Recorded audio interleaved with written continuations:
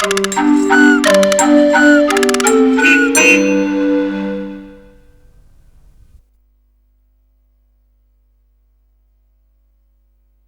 I was, minding my own business, sitting on my tuffet, eating my curds and whey. Say, what are curds and whey, anyhow?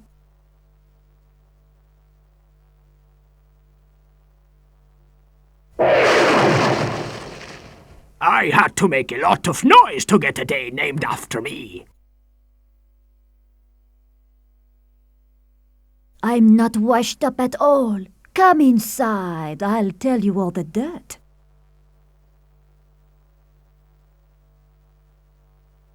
I came, I saw, I changed the calendar. When you're roaming inside, make a date with me.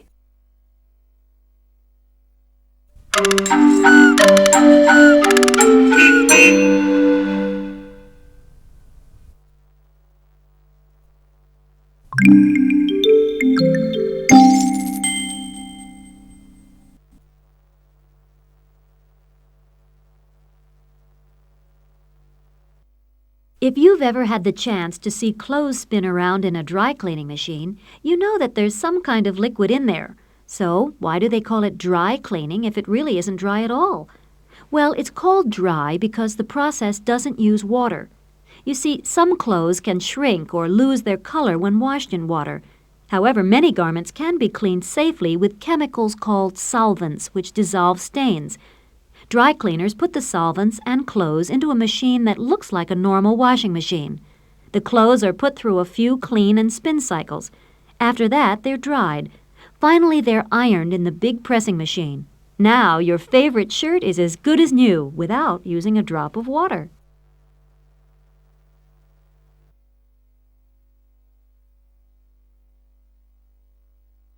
Let's say a leaky pen just left its signature right in your shirt pocket. What can you do? Call in a spotter. No, he doesn't put spots in, he takes them out. The spotter analyzes the stain to figure out which chemicals will remove it. Then he cleans the spot with the right chemicals.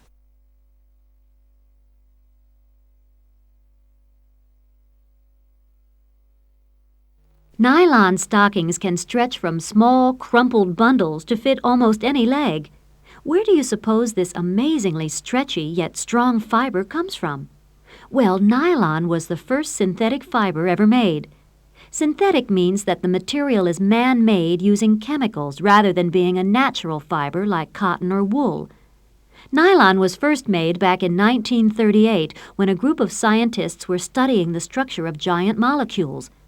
One day, they mixed some chemicals containing carbon, hydrogen, and nitrogen, and they came up with a material that stretched like warm taffy candy. Even more surprising, when it cooled, it got stretchier still, and it was amazingly strong. After working 8 long years, they perfected the textile fiber that we call nylon.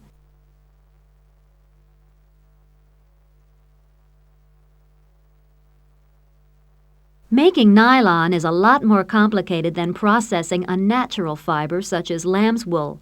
Here's how it's done. Water, air, and chemicals from coal, petroleum, or natural gas are combined to form 2 different kinds of molecules. These then form into one larger molecule, which is called nylon salt. Then the nylon salt molecules are heated in a giant pressure cooker. They're heated until they hook together into a long chain of nylon salt molecules called a polymer. The polymer becomes a thick liquid when heated. Then the polymer is forced through tiny holes in order to form thin fibers. The fibers harden as they cool, and then they're wound together to form a yarn. After this yarn is stretched to 3 or 4 times its length, it becomes strong and elastic, and we have nylon. But one word of caution, this is not a project for your home chemistry set, so don't try to make nylons. It's a lot easier to buy them at the store.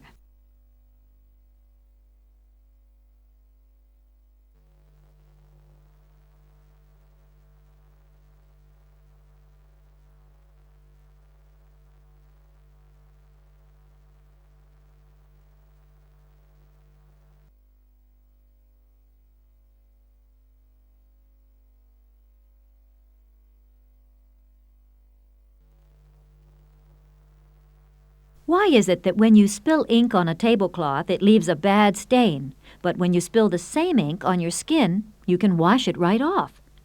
The reason is that when you wash, you're really rubbing off a layer of skin and getting to a clean layer underneath. You see, your outer skin has no blood vessels or nerves. Instead, it's composed of 30 layers of dead skin. As we wash off layers on top, other cells replace them from below. So, where does the soap come in? Well, the top layer of skin is covered with an oily substance that mixes with dirt. When you wash, soap forms lots of little bubbles. The surface tension of these bubbles attracts the dirt and removes it. Soap also breaks and dissolves those oily layers.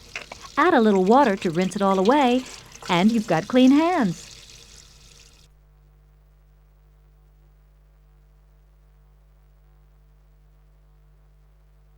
Soap is a relatively new idea in human history.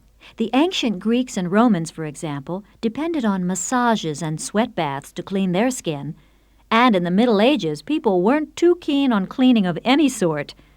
In the court of Catherine de' Medici, Queen of France, in the 1500s, there were no bathroom facilities at all. Rooms got so filthy that the court moved 90 times in 6 years so they could clean up dirty rooms. Even the stately Palace of Versailles in France, which was built in the 1700s, had no place to take a bath.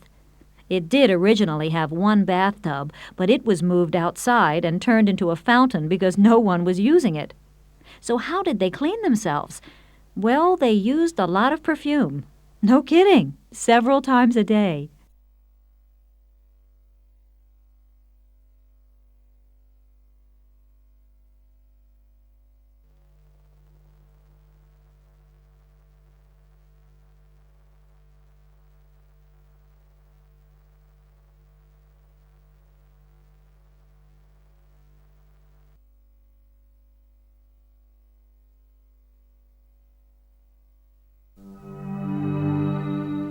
Originally, the Egyptians named the 7 days of the week after 5 planets, the sun and the moon. The Romans used the Egyptian system.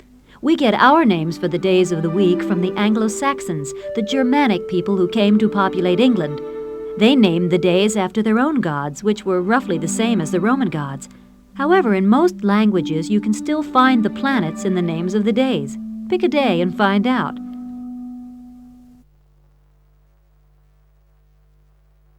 The day of the moon was Monendag, or Monday. In German, it's Montag, but in French, it's Lundi. In Spanish, it's Lunes, and in Italian, Lunedì.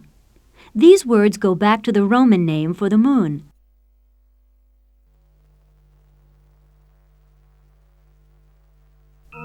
This day was named after Mars in the Roman week, so in Spanish, it's Martes, French, Mardi, and Italian, Martedì. The Anglo-Saxons dedicated it to Tiu, their god of war, so they called it Tuesdag.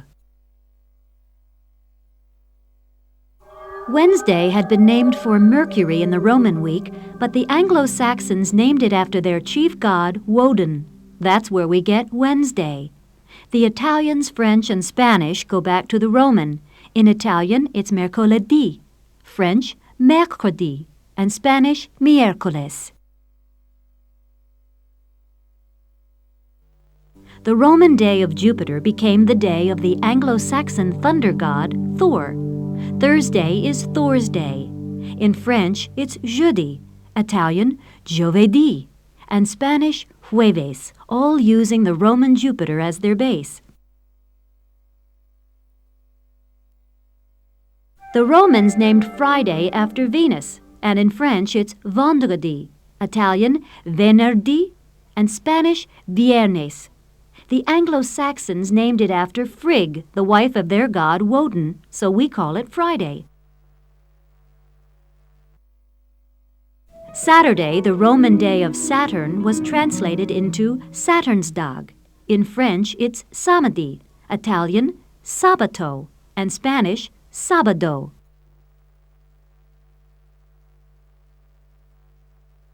Sunday was named after the day of the sun, or Sonnendag. In German, it's Sonntag. but the Italian, French, and Spanish use a word that comes from a phrase meaning day of our Lord, because in the Bible God rested on the seventh day.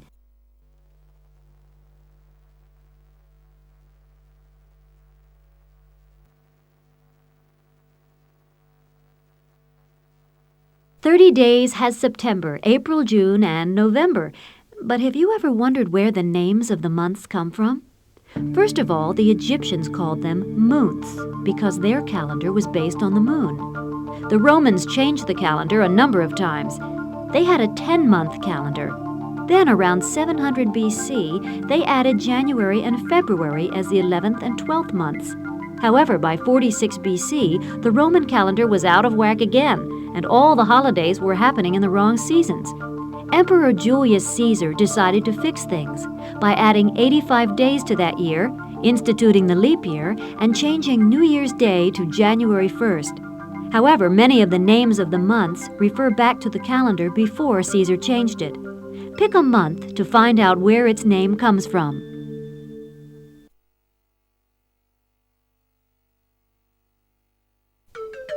January, the first month of the year, is named after the Roman god Janus, the god of beginnings, endings, and, believe it or not, doorways. That's why Janus has two faces, to keep watch in both directions.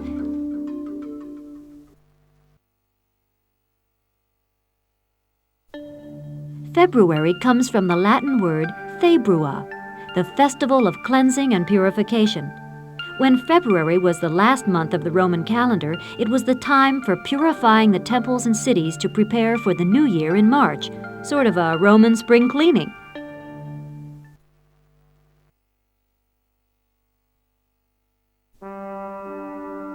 March gets its name from Mars, the Roman god of war.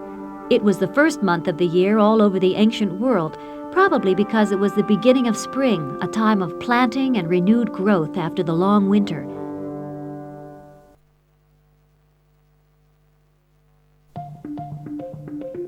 We don't really know much about this one, but some people think that April comes from the Latin word aperire, meaning to open. Maybe that's because so many flowers bloom in April.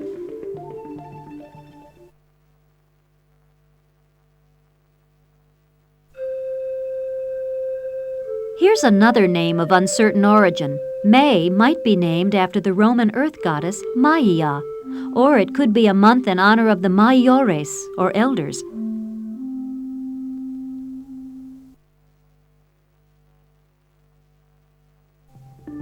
June was named after Juno, the queen of all Roman goddesses, or it could also have been a month named in honor of juniores, the Latin word for youth.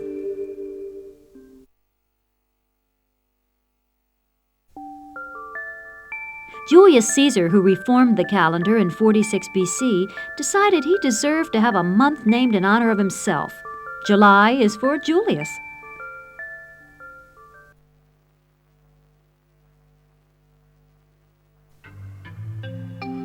Emperor Augustus, the next emperor after Caesar, fiddled a little bit with the calendar too and gave himself a month of his own. Of course, his month is August.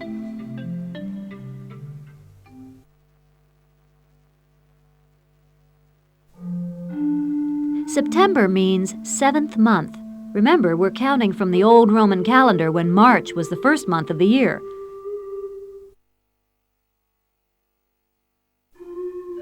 October means eighth month, counting from the Roman calendar, which had March as the first month of the year.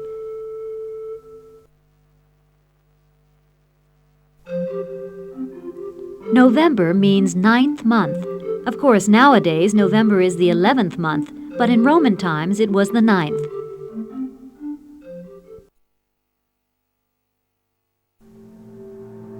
December takes its name from the Latin root deca, meaning 10. Remember, the Romans celebrated New Year's in March, so to them, December was the 10th month.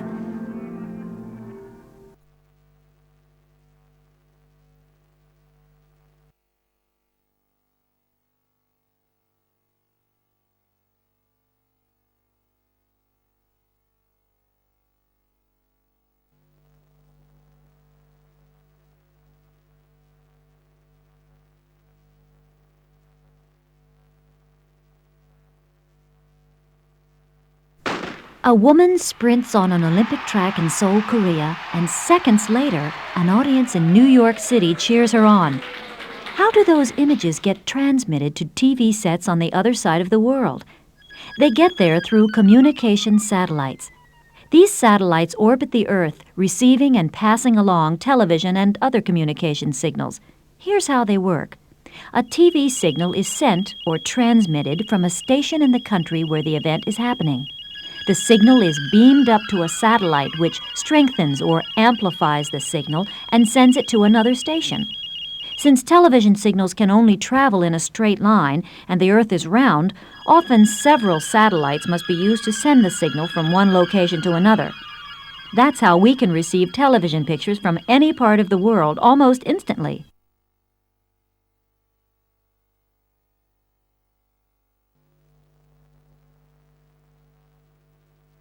What keeps a television satellite amplifying and transmitting year after year?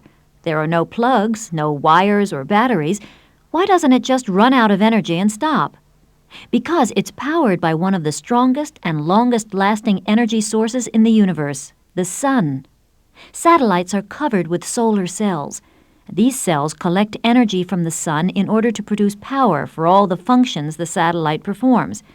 Today, scientists are trying to find other ways to use the sun's energy because it's cheap, efficient, and can't be used up like the Earth's non-renewable energy sources such as gas and oil.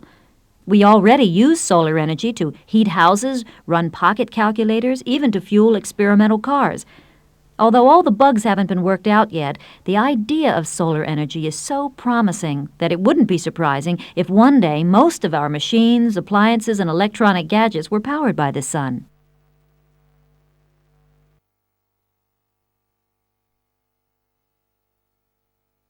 Here's a riddle. What do you get when you cross a radio with a telescope? Why, a radio telescope, of course. Regular optical telescopes see light, so they can only show us things within the visible spectrum. But there are many more objects and events that are beyond the realm of visible light, and they give out other forms of energy. That's where radio telescopes come in. They gather energy signals given off by distant stars, and scientists use these signals to figure out information about these stars. This radiant energy is collected on Earth by large dish-shaped receiving stations, where computers determine what kind of energy it is, where it comes from, and analyze what it means. Radio telescopes have even told us about spiraling nebula, exploding stars, and black holes. Scientists can look at the information from radio telescopes either in the form of a chart or as a computer-illustrated picture.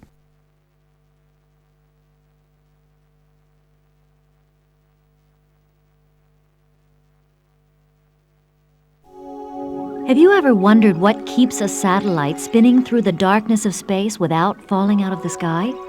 Well, it has to do with a famous idea called Newton's first law of motion.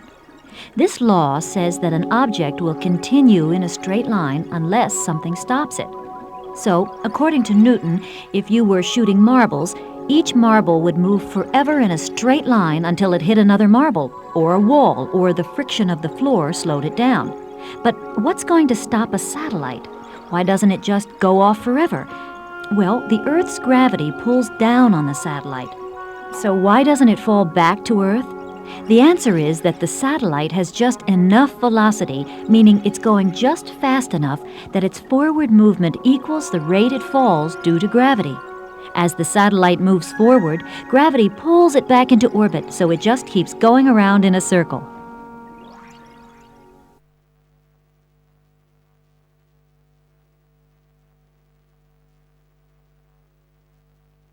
So will satellites stay in orbit forever? The answer is no, because thinking about Newton's first law of motion again, something is going to slow it down. That something is friction. You see, the motion of the satellite through the atmosphere causes friction, and that friction will eventually slow the satellite, just as it would slow a marble rolling across the floor. When the satellite slows enough, it can't keep its orbit, and gravity will pull it back to Earth. But the reason we don't worry about dodging falling satellites is the same reason they fell in the first place: friction from the atmosphere. As they fall, the friction produces heat so great that the satellite usually burns up before it reaches the Earth.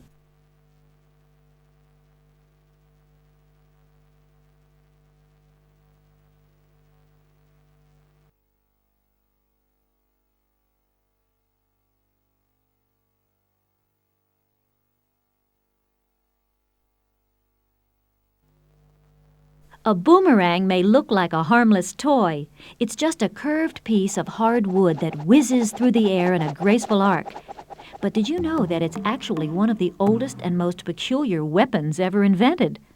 A boomerang is curved at an angle of between 90 and 120 degrees. One side is flat and the other is rounded, and each arm of the boomerang twists slightly in the opposite direction. The pressure of the air on the bulge of the rounded side, together with the twist put on it when it's thrown, makes the boomerang circle back and return to the person who threw it. The native Australians, known as Aborigines, can do incredibly skillful things with boomerangs. They can toss them so that they travel straight for 30 yards, make a circle 50 yards across, and return to the thrower. Although we associate boomerangs mostly with these Australian Aborigines, people have used boomerangs as weapons in many other places, including India, Africa, and the United States.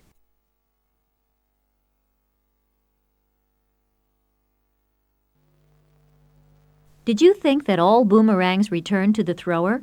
If so, you're wrong. There are two kinds of boomerangs, and only one comes back. The non-return boomerang is nearly straight and heavier than the returning kind. It's used as a weapon, and in the hands of an expert it can really be deadly. And the return boomerang? The native people of Australia sometimes use it for killing birds to eat, but mostly they think of it as a toy. But be careful with boomerangs anyway. They can still hurt someone.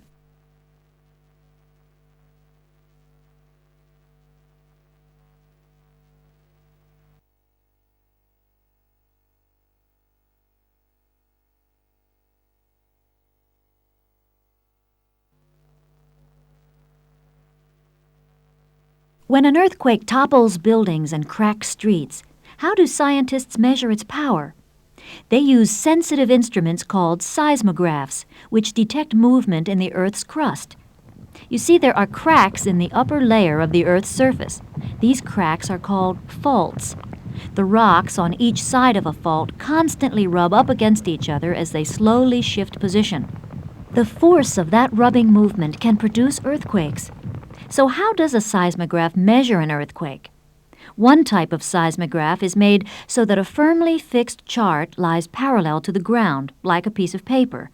Above it is a rod with a weight on it, and attached to the weight is a pen which just touches the chart.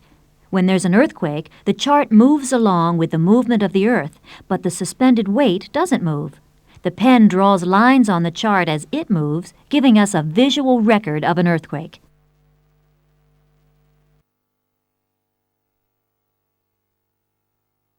An earthquake's strongest point is always the place on the Earth's surface where the shifting actually takes place. This point is called the epicenter.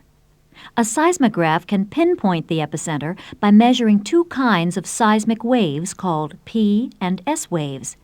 These waves travel at different speeds through the Earth. Calculations based on the time of arrival of each of these waves at the seismology station tell scientists where the earthquake was centered. And there are different kinds of seismographs to record different kinds of earthquakes. In some quakes, the earth moves horizontally from side to side, and in others it moves vertically or up and down. Today, scientists are very interested in trying to predict earthquakes. By looking at seismographic records of past quakes and by studying day-to-day records of activity at fault lines, they hope to discover patterns that will help them predict quakes. If they can tell when a quake is coming, they can warn people to take steps to protect themselves.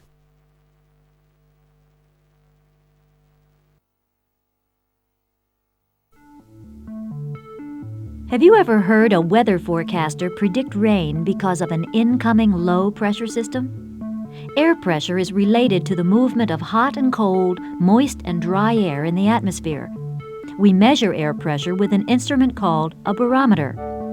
The most accurate kind of barometer is a mercury barometer, which uses the rise and fall of mercury to reflect the changing pressure of the atmosphere.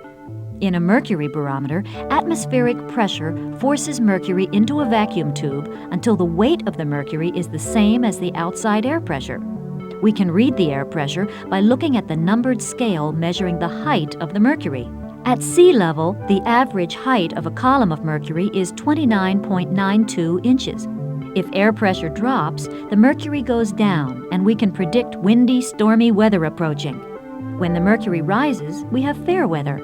Mercury is used in barometers because it's the Earth's heaviest liquid, and its movement is very small, so a very small tube can be used.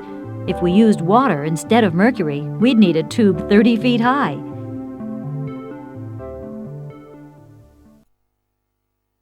A weather forecaster isn't the only one who can use a barometer to predict the weather. Click on the barometer and you can too. A barometric reading of 29 inches or less indicates low pressure.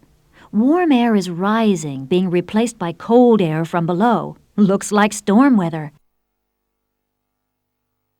Around 30 inches of pressure is the average reading on a barometer. The weather here could go either way, giving way to high or low air pressure. When the barometer reads around 31 inches or more, it means high pressure. Odds are the weather here will remain fair for a while.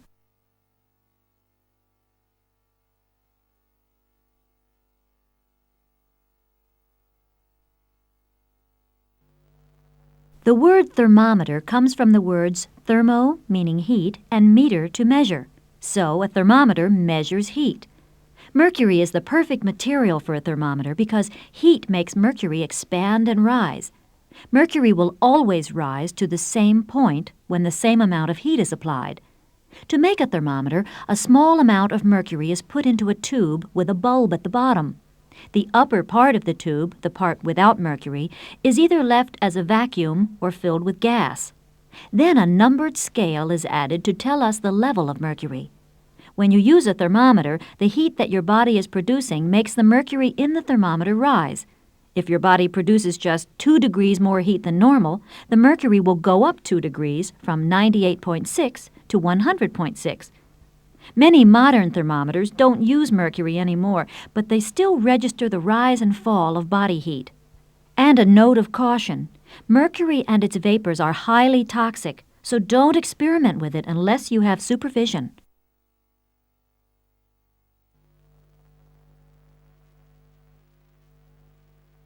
There are 2 main measurement scales used to describe temperature. The Fahrenheit scale is used mostly in the United States, while the Celsius scale, also called centigrade, is preferred in countries that use the metric system, such as countries in Europe. On the Fahrenheit scale, water freezes at 32 degrees, whereas it freezes at 0 degrees on the Celsius scale. Water boils at 212 degrees Fahrenheit and 100 degrees Celsius. There's an easy way to convert Fahrenheit to Celsius so you can read both types of thermometers. Start with the Fahrenheit reading, subtract 32, and multiply the answer by 5/9, 5/9. You'll find that 75 degrees Fahrenheit equals about 24 degrees Celsius. To go from Celsius to Fahrenheit, multiply the original number by 9/5, then add 32. So if you hear that it's 15 degrees Celsius in London and 59 degrees Fahrenheit in New York, you'll know that both places are the same temperature.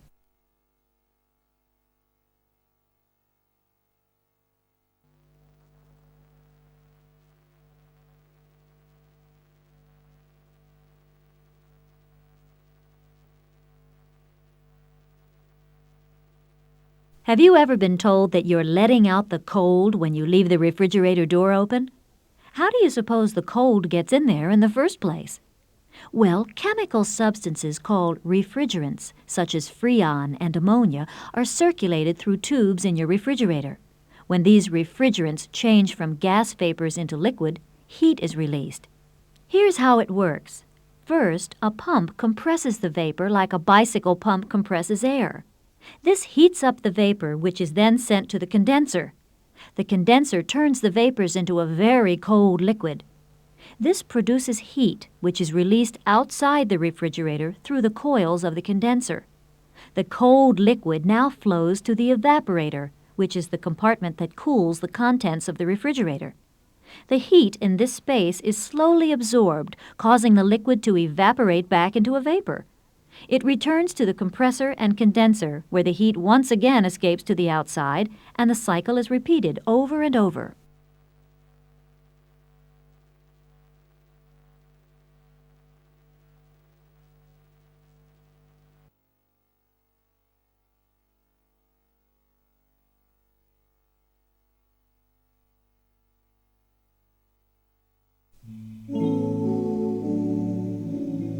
If you wanted to sample every cheese made in the world today at the rate of one variety each day, it would take you more than 5 years. That's because there are over 2,000 varieties of cheese made around the globe. But all of them come from just 3 main types of cheese: hard cheeses like cheddar, soft ones like cream cheese, and blue cheeses like Roquefort. Some countries are famous for their cheeses. Brie is a well-known cheese from France. Parmesan is a cheese made in Italy. The United States is known for its American cheese, of course, but also for some of its cheddar. The U.S. produces more than 1 million tons of cheese each year, most of it from Wisconsin. Do you know where your favorite cheese comes from? Click on a country to find out what kind of cheeses are made there. It's no surprise that American cheese is made in the United States, but did you know that some famous cheddar is too? From England, we get famous hard cheeses like cheddar and Stilton. In France, they often eat camembert and brie for dessert. Edam and Gouda are delicious cheeses from Holland.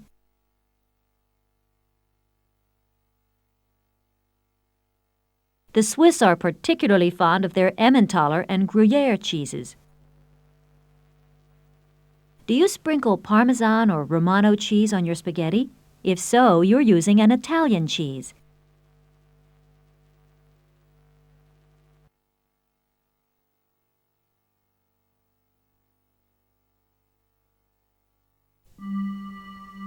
Remember Little Miss Muffet eating her curds and whey?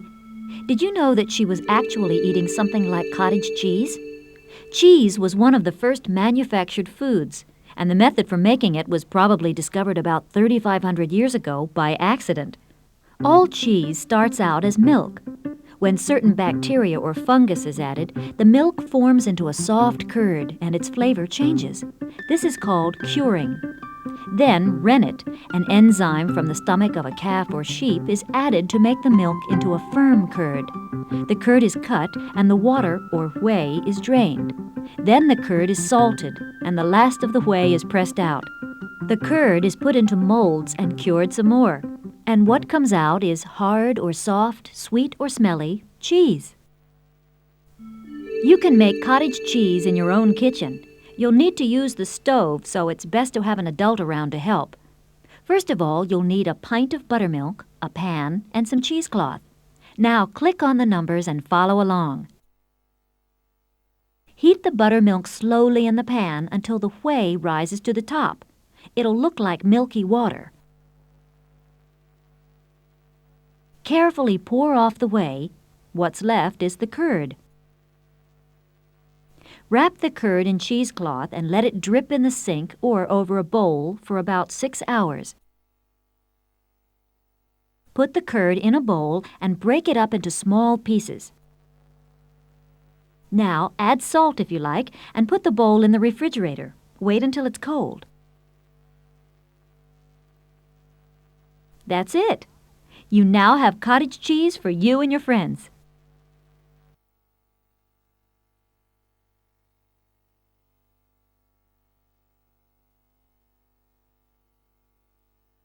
When we think of the tiny living creatures known as bacteria, we usually think of infection and disease. But some bacteria is actually useful. In fact, bacteria is used to give Swiss cheese its holes and its sweet nutty flavor. Harmless bacteria and molds are allowed to grow on cheese while it's held in storage under controlled conditions. This is called curing. In Swiss cheese, bacteria grows and gives off gases.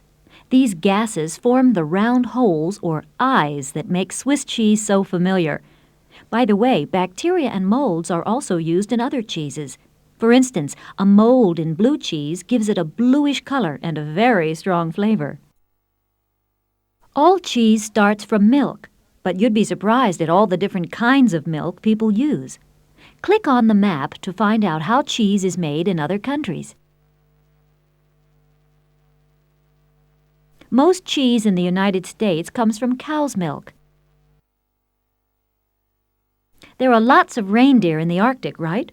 So they make their cheese out of reindeer milk.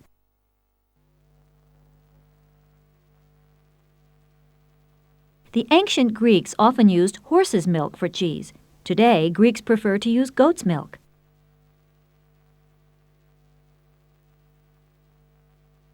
In Mongolia, camel's milk is the base for cheese. In many parts of Asia, sheep's milk is the main ingredient in cheese. The Tibetans use yak milk to make cheese. What do you suppose that tastes like?